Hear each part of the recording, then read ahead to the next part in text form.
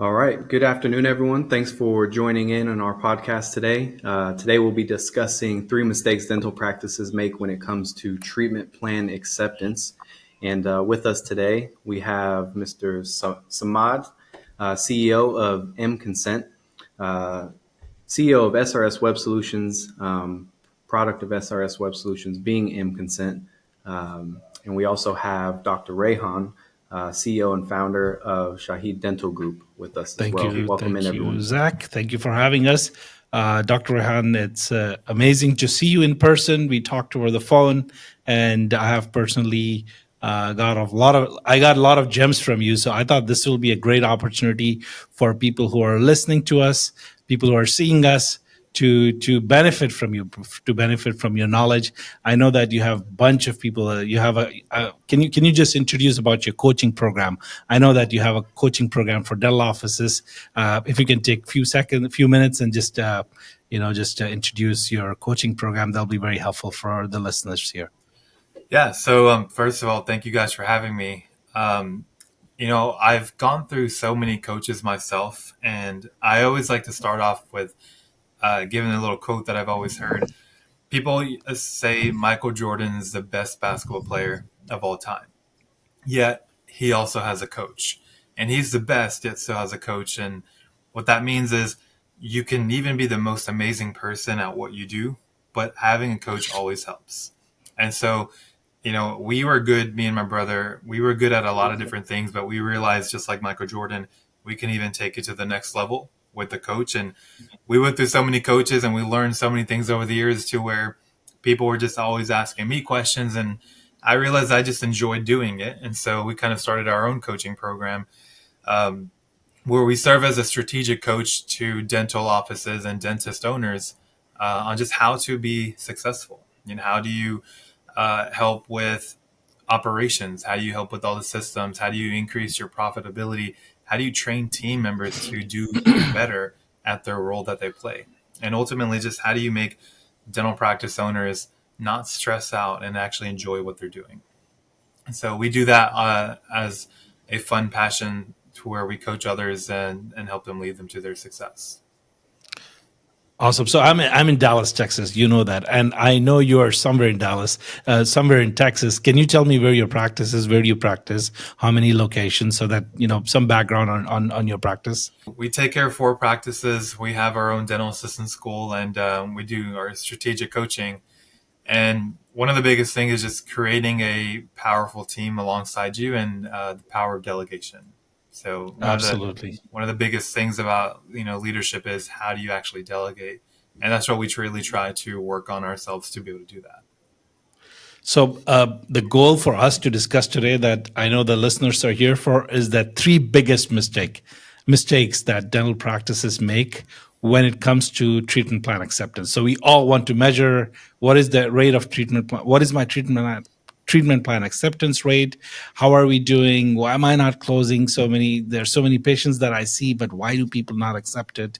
And I was reading a book, and in that book, Dr. Robert, I believe, he was saying that 38% is the average acceptance rate at a dental office.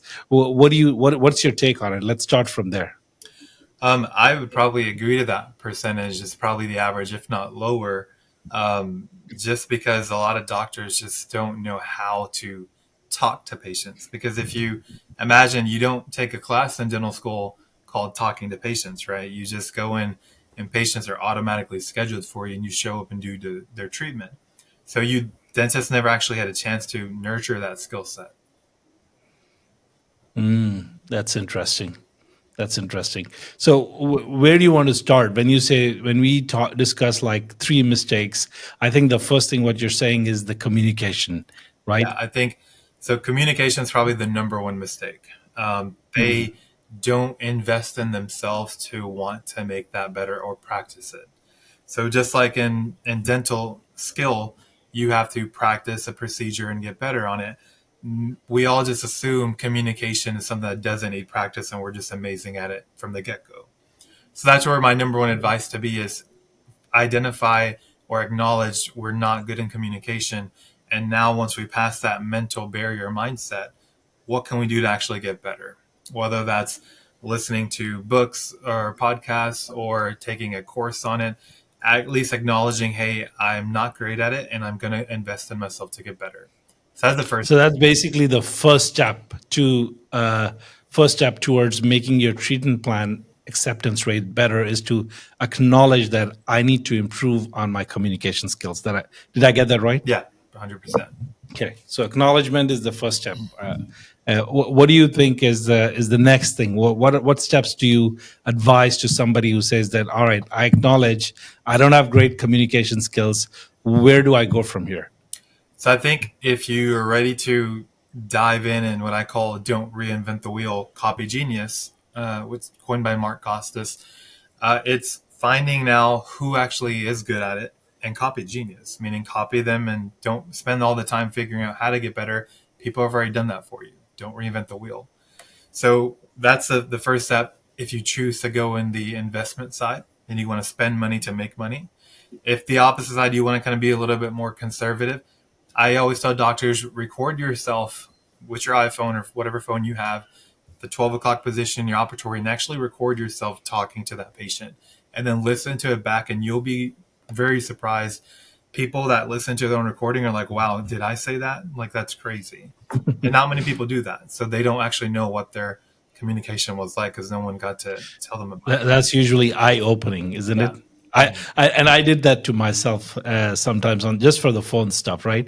And I hate listening to myself. I'll tell you that. Yeah. It's not easy to listen to yourself. It's very uncomfortable, It's cringy. and it's cringy. Yeah, it just it's not right.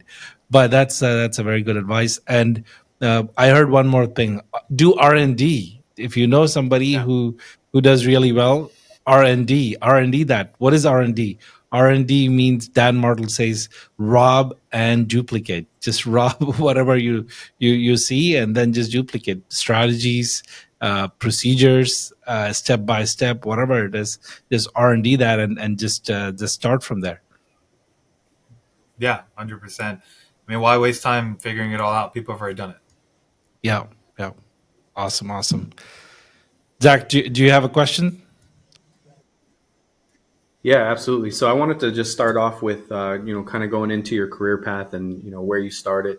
What are some of the key lessons that you wish you would have known earlier, or that you would, you wish dental practices more or less understood earlier on? I think just it's another soft skill, confidence. So we all as dentists, we walk out just knowing enough not to kill someone, and we have to go in and do amazing procedures and save teeth and just do all these cool things. But a lot of us also walk out feeling, hey, no one's with us. As in school, you had a whole team of doctors around you. You're kind of by yourself. So a lot of people don't walk out with that confidence.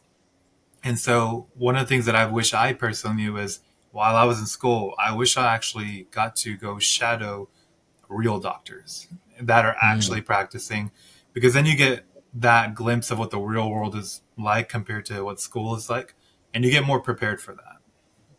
So I think that it would point out a lot of different tips that would save so much time if you had that great mentor while you were in school.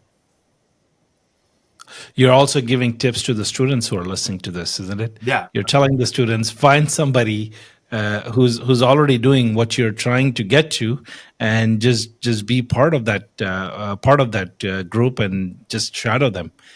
Forget about everything else. Just be with the doctor, understand what he does, and learn from him. Right. So I think that's a good start. Yeah. When I was in school, there was a doctor I got to see, and he told me, in school, we all take about 2 hours to probably prepare a crown, which is a procedure. He told me, I'm going to show you how to do it in 5 minutes, and you're never going to spend 2 hours again. And that was an unheard concept in school. And he taught me, and I went back the next day and I did in 10 minutes. And it was mind blowing to all the doctors and professors. Like, how did you do that? That's like real dentist work right there, not student. And it's crazy, if only I just did that early on, and to students listening in, all the doctors out there in private practice are actually doing what you're trying to do. Why not go to them and actually learn from them? Yeah, absolutely. All right. Thank you. Nice. What would you say is the most effective way to improve the patient experience I in the think just dental getting feedback. practice? Asking patients at the end of that appointment, how was your experience? So you get that, straight in your face. Hey, I just didn't like how you gave me my shot. Um, or I didn't like how your room is super cold. I didn't like staring at your face the entire time you're doing a procedure, and that opens the door. So, well, okay, I'll put a TV up there. Or the shot, I'll use better numbing techniques. The room is cold, I'll have a weighted blanket. So those are, for example, things that we have because we surveyed all of our patients in their new patient paperwork. What would you like to make your most ideal patient experience? And we got that feedback and actually implemented it. A lot of doctors, they just don't ask patients for their feedback.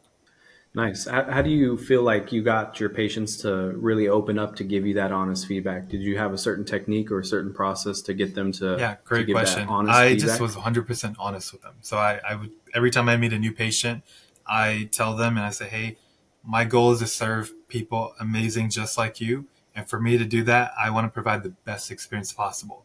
Can you give me a tip to make this experience you had even better? And they give me their honest feedback. And sometimes I'll have a lot of patients that say, it was perfect. Like, I can't give you a tip. It was amazing. Some of them will actually give good constructive feedback that allows me to be better the next time. Nice. I think that makes a really big difference when you're really truly trying to, make people's experience well, right? You give them that energy up front and you're not scared to take that feedback, Yeah. which allows you to Patients be love that you're accepting of actually it. So trying to want I to really make like it that. better for them for the next time too. Absolutely. Well, another question, just building off that as well. I think you kind of answered it, but ensuring that your patients feel comfortable and well informed throughout their visit, I think it kind of plays into that experience as well. What are some techniques you use to help that First, process? we call it a whole new patient experience. So the moment they walk in the door, we offer them refreshments, making sure they're comfortable. Point out the bathroom. It's super awkward when a patient doesn't know where the bathroom is and they have to ask for it. So I'm instructed my team to, hey, as soon as you see the patient, point out the bathroom, offer refreshments. When they walk into an operatory, they get greeted with a very nice smell. They get a warm weighted blanket. Um, it's actually weighted, so it feels really nice and snug, and you feel comfortable with it. Uh, they get the TV on, so they get to choose their show. So they're getting that spa experience from every little thing. They apply lip balm right at that moment. We use amazing numbing techniques where, knock on wood, in 4 years I've never had a patient complain about my shot. I even tell them if you feel my shot, I'll give you 100% refund. Like, that's how confident we are in our shot. No one feels the shot, and so we have special cool numbing techniques that help with that. And then just at the very end, I'm communicating with the patient. I handshake patients. I pat them on the shoulder. We're very friendly in a good, affectionate way that makes everyone feel like family. Nice. Samad, you've been in the dental world for a long, long time. How do you feel about that? Do you feel like that's something that, makes a big difference when you're going in, both as, a patient Yeah, I and just go as an to experience? offices just for the experience. So as a patient, I try to see, how I feel as a patient so that I can give that feedback to the doctor. But Dr. Rehan, I want to go back to the three mistakes that the dental practice or the dentist they make in helping themselves with treatment plan acceptance rate. So the first thing we discussed was the communication part. What would you say the two others would be, so that we can complete the loop of that discussion on three biggest mistakes that the dentists make when it comes to treatment plan acceptance? Yeah. So the first is the communication you talked about. Hmm. The second is just being confident, and it's an umbrella that comes down to one. The patient came for one treatment plan. What a lot of doctors do is they'll make like 10 or 12 treatment plans, or so many that the patient's thinking, well, you're the doctor, you tell me what I need to do, Hmm. not give me so many options for me to choose from. Yeah. And so that it's confidence enough to come up with the patient as teamwork with the plan that the patient wants, and then Mm. actually go through and follow up with that. The third thing would be having an affordable option through third party financing or some way to actually make that treatment affordable. that way. Most patients don't have $1,000 chilling in their pocket to spend. So having some way to make the treatment affordable, that makes it more likely for it to be case closed. Awesome. So the second one is basically keep the option, keep the offer clear, keep the offer where they are looking at what they're getting for in the treatment plan. What is it that they need to take care of now? And the third one, what you said was, if you can repeat that for me, Yeah, just having a the affordable options, financial options. financial Yeah. options to make treatment affordable. Sure, sure. The financial options that are available on the table that that gives them, options of how long they want to pay for, what is the clarity of, how much they're going to pay for. I think that's important. So yeah, I think that's on the target. These are all the basics that if the practice follows. Now there's a one debate that I have seen that happening in among the dental fraternity is about who should present the treatment plan. Mhm. Whether it should be dentist, whether we should have a treatment plan coordinator doing it, whether we should have office manager doing that. I know I want to get you in conflict and understand that, what is your take on that? So I'll tell you what I prefer, and I'll tell you what most Hmm. people should do. Okay. Most people should do is you should not let the doctor present, because the Hmm. doctor is the one that's doing treatment. That kind of creates a rift of financial person versus provider in the patient's eyes, and so you Hmm. ideally want someone who's more financially equipped to answer those questions. So whether it be a treatment plan, coordinator or an office manager, some offices will have their office manager do it. Some will have their treatment coordinator. Either is fine as long as they know how to do it. Um, in my office, we do that same way. Office manager presents. The only time I get in the room is if I'm presenting a $40,000 case, because I Okay. just know how to close it, and I can't Okay. expect my team to close it because that's a longer conversation with the patient. They're asking a lot of dental questions, and the plan is very big. So I Mhm. don't want them to go back and forth with my treatment coordinator or office manager. I want to be there because I know I'm going to answer a lot of dental questions and I know how to close it. I feel Mhm. confident in closing it. And so for me, I actually prefer those cases to close because I have more confidence in doing that. Awesome. And this is something I've heard from some people. They say that the doctor should go and present because this is what they're known for that. And but as a patient, if I think about that as a patient, I feel like I don't see doctor as a person who I'm comfortable discussing Yeah. finances. I'm comfortable discussing finances with somebody who's financial or collecting payments and all Yeah. that stuff. Yeah. I'm comfortable talking to doctor about the issues that I'm dealing with. I'm comfortable in saying the doctor that I have a pain. What do I do for this? Not like I have problem with on my credit card. How do I pay? Yeah. Right. So Exactly. so as a patient, I agree with you 100% that I feel very, very comfortable talking to the doctor about my medical needs, right? About my oral needs. But I'm not comfortable discussing the finances, and you're right on top, I think you and I agree, but there are some doctors who have told me like outright that no, this is your office, you should be the one presenting treatment plan. I'm like, okay, that's a personal preference, but Yeah. this is I thought the same way. And for a lot of those types of offices, I mean, if it works at the end of the day, if it's bringing in money, then go for it, right?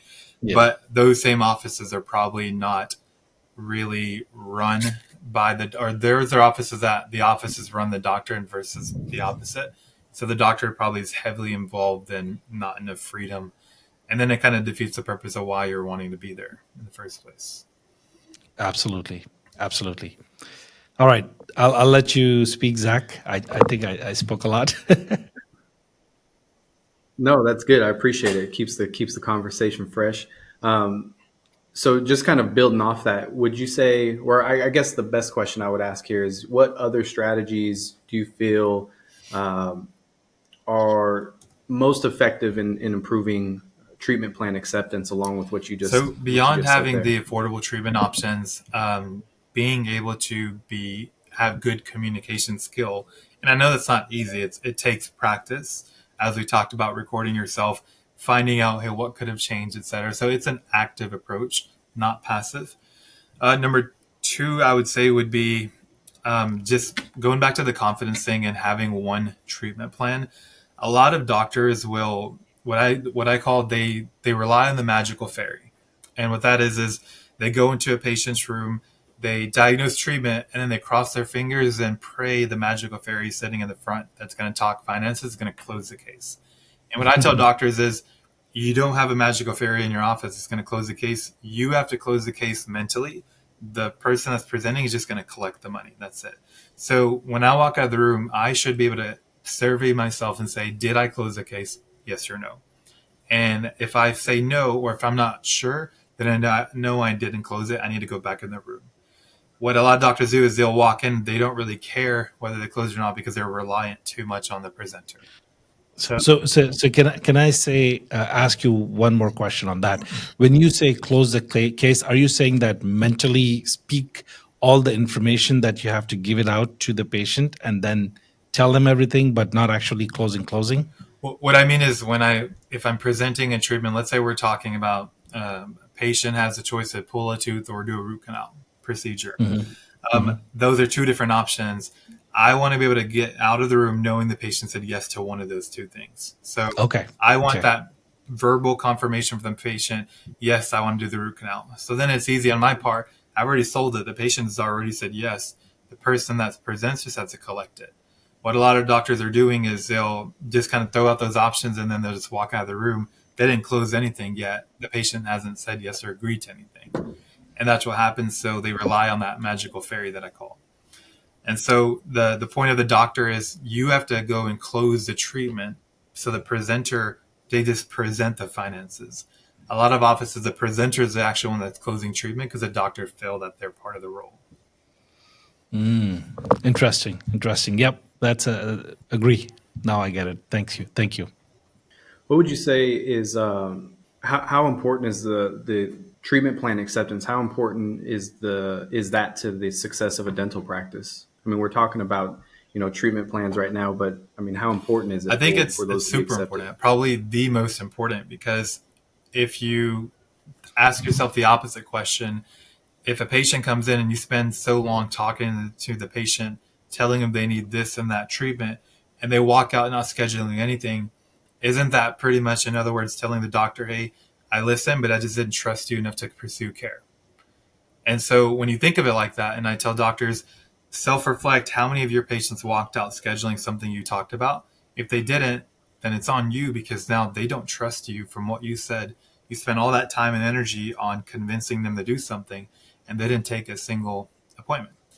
And so that tells you, hey, you're the problem, right? You need to self-reflect and say, what are you saying or not saying that's preventing them from trusting you and finding value in the recommended treatment? So it's super important. Yeah, I mean that's your that keeps your office alive, isn't it? Yeah. That means there's no revenue, means no practice. The practice doesn't exist without revenue. Yeah. So it's basically the blood and streams of the practice that you got to keep bringing the revenue. One framework that I have learned from the experts, Dr. Rehan, I wanted to share with you is that the framework that I learned and I share with the practice owners that I work with is that they talk about the 4 quadrants of treatment plan acceptance. The first one is the educating the patient when they're in the office, using whatever tools that are available in the office, whether it's proper diagnosis or sharing with them what you found out. For example, is cavity. If you show them like on the monitor itself, hey, these are the 10 cavities that you have in your teeth, you got to take care of that. And then that's the first quadrant is education. Second one that was very interesting to me is that everybody is going to ask you why now. As a patient, I'm going to tell you, if you show me 10, I'm going to think about it and say, okay, I'll take care of it, but not right now. So I think answering that question to the patient, why now, it's going to be very important so that they don't procrastinate this. Is that they have to understand that if you procrastinate this cavity, this is going to turn into a root canal. I'm not trying to teach a dentist here, but what I learned is that it's gonna, the more people don't understand that procrastinate is not going to make things better in the healthcare. You got to take care of things right away. If you don't take care of things right away, or or as soon as you can, then it can hurt you and going to make more expensive. So why now is the second quadrant. The third quadrant is the offer. What is your offer? Meaning, as a practice, it sounds a little commercial, but that's exactly what it is. Like what you mentioned, the treatment plan. Give them one treatment plan. This is what you need. This is what you need to get done. This is how the economics of your offer looks like. And the last part that most of the practices doesn't do really well, which is like the patient leaves, they think that it's done. Most of the patients actually doesn't make the decisions right when at your practice. 50% of the times or more than that, they say, I got to talk to my spouse, I'll think about this, I have to take care of a few things, I'll talk to you, I'll call you later, but they don't schedule. So there is a gap where you have a lot of people that leave your practice without scheduling. It doesn't mean that those treatment plans are lost. That means that there's an opportunity for you now to go and follow up. And a lot of people do not follow up on their treatment plans, and that's a lost opportunity, I think. What do you think about that? So these are the four quadrants I learned, and I thought it was very interesting to see. The number one was education. Number two was urgency. Why now? Third one is the offer, as you mentioned, finances, treatment plan. What is the offer? And the last one is that you got to follow up. If you don't follow up, you're going to lose all the opportunities that you have built up for yourself by doing all the diagnosis and all the stuff for the patient. Yeah, I believe the same thing. I actually just kind of, and everyone has a different way to look at it. I like to look at it as instead of those four quadrants, which are very important, into two categories: urgency and convenience. And so Convenience. every patient that walks in the door, my first thing is, and I teach doctors the same thing, you have to emphasize the urgency. So if you see a patient that has a cavity, and most cavities are not hurting you, doctors will say, hey, you have a cavity here. When would you like to schedule? And that phrase doesn't emphasize any urgency. And so it's a verbiage. Verbiage is huge in dentistry. It's how do you change that verbiage into where you now are not giving that option to schedule because you're not creating urgency with that. But how do you create urgency with it? So changing it up to, hey, Mr. Smith, you have a cavity here. I don't want it to get worse. We actually have time to do it today. Would you like to do it today, or would you prefer tomorrow? Now, I'm not giving them the option of when would you like to in general. I'm giving them options of, hey, you're doing it or you're doing it. The concept of two yeses, so to speak. Convenience, I actually call my cavities, and this is a tip for all doctors. I call cavities by time. And so I call it a 1 minute cavity, a 5 minute cavity, a 10 minute cavity, or a 2.5 hour root canal. And I purposely choose those timings because, for one, that's how long it'll take for most doctors. And two, it allows a patient to learn the convenience. So when you say a 5 minute cavity to a patient, they're thinking, well, I've already taken off of work. He just said 5 minutes. I'm more likely to do it today. And so that convenience really goes into it because most people don't want to come to the dental office multiple times. They want to get in there and get what they need to get out and not take away from family or work. And so emphasizing the two things really helps patients say yes. Education, I think using a tool to show the patient, we're in 2024 with technology. You patients should be able to see what you're looking at. If you're not using technology, I think you're not doing the best service because now patients are just having to trust what you're saying. And case acceptance increases dramatically if you can show them why you're saying that. Awesome. That's very interesting. I never heard that concept of convenience, like 1 minute, 5 minutes, and what is the root canal? 30 minutes, you said? So 1 minute is 2 hours. what I call 2.5 hour root canal. So Two I and a include the half, crown two and with a half. that too. So 2.5 hour root canal. Okay. Yeah, that's interesting. And to be honest with you, when I think about that as a patient, and I'm immediately going like, let's take care of it now, right? Yeah. And that's Because what this most is people prefer. yeah, and that's such a smart way of presenting it to, and it's good for the patient. It's not there's no trick in that. It's good for the patient to take care of it immediately because a lot of people are not giving thought about how much work they're getting putting themselves into just by delaying it, right? Yeah, So and, I think and the patient that's a great typically thought. thinks a procedure is, the word procedure, it's going to be long, it's going to be, duration is going to be huge and a lot into it. And when you start giving that framework, it makes it to where, hey, I can just still do what I'm doing here for another 5 more minutes and you'll take care of it. Awesome. Zach, any other questions? Yes. So Samad, just coming your way here. Samad, you've been working with dental practices for a long time. You've helped dental practices grow. You help them, create more revenue. Author of The Art of Patient Reengagement as well.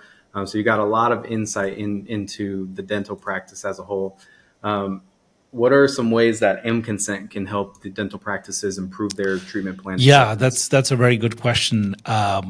This is the eighth year of me working with more than 2,500 practices, and what we learned is that anywhere we try to find ways in which we can help them improve. So at mConsent, we try to take care of three things at a practice. The first one is the patient intake. How do we help them make the process simpler, easier, so that the patients are feeling convenience when they come into the practice by digitizing forms, online scheduling, and all that stuff. The second thing is that we try to help with patient communication, whether it's two-way text messaging, phones, whether it's appointment reminders. So that's all comes under patient communication. And the third part is the growth. And in the growth part, what we do is that we look at how we improve the treatment plan acceptance of the practices. We look at the percentage, where do they stand, and then we say that the doctor has done his part, the practice have done its part. What can we do to improve the reminders? So we design a strategy which we call that 7-step touch strategy, in which we ask the doctor, not the doctor but the practice, and either the front office or the office manager, whoever is taking care of the communication post treatment plan, we connect with them and we install our software which reads what treatment plan has been presented at what date, and what are the actual codes for it. And based on that, we have designed messages, personalized design messages that goes out to the patients on a weekly, bi-weekly, or 3 times a month, to remind them that, hey, you were given this treatment plan, have you thought about it? Adding that urgency to it, adding the personalization to it, so they don't feel like, oh, this is like too many messages. We keep the right frequency. They're very strategical messages. And we also, in that strategy, we also have one message that we want to go out from the office in form of a phone call that the front office or the office manager can make, and give them a final reminder or provide them a final offer that they can bring them back into the practice. What that does is that we have seen that helps the practice improve their treatment plan acceptance, going up to 20%. So if you are presenting 100 treatment plans a month and you're only getting accepted by 40% or 38%, and if you can add a follow-up system, I think, and it gives you at least 10%, you get your money back. Whatever you're paying for the software, for the services, you definitely get your money back. And then on top of that, you make money depending on what treatment plan gets accepted. So that's how we help dental offices with the treatment plan acceptance. Great. So just to clarify that there, so you're given an automated follow-up system to take it out of the hands of the practice having to manually follow up and, maybe call, Mm-hmm. maybe send text messages. Patients are not accepting right there on the spot and potentially forgetting about it, getting those Yep, reminders, getting it back in the absolutely. front of their brain. Great. Awesome. Thank you so much. So, Dr. Rehan, when it comes to the follow up side, in your experience, what have been some ways that you've seen in the past that have been working or have been really effective, and how do those compare with I think what what Samad Samad just said shared is there? right on the point. Most offices probably don't have any follow-up system. It's just more of girl at the front is going to call whenever she gets time to the patient, and then after about 2 weeks, they just kind of forget that patient because there's no automation or there's no documentation of what all patients still have not scheduled that appointment. And so now using automation software really helps with that, to be able to automatically do it, because there's a lot of patients you're going to see and you can't possibly keep track of all of them. So automation at today's time and technology really helps with that. I personally like the rule of twos, is what people call it. Following up after 2 days, 2 weeks, 2 months. And if you still haven't got the patient by then, you get them at the 6-month recare appointment. So at least you're never dropping the ball, so to speak. I'll remember that. Two and twos. Yeah, Very 2 days, nice. 2 weeks, 2 months. Great.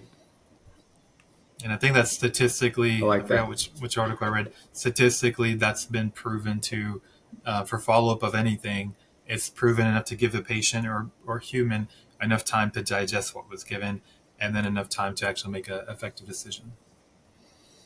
Awesome. Perfect. Well, awesome. Those are all the questions that I have on my end. This has been three mistakes that dental practices make when it comes to treatment plan acceptance. Just quick open floor here. If Samad or Dr. Rehan want to add anything additional that can help the listeners throughout their journey. I'll say one other thing that I learned from a doctor. Dr. Downs from Arrowhead once said, pretend you're a cardiologist. And a lot of doctors, they'll say, what? What do you mean?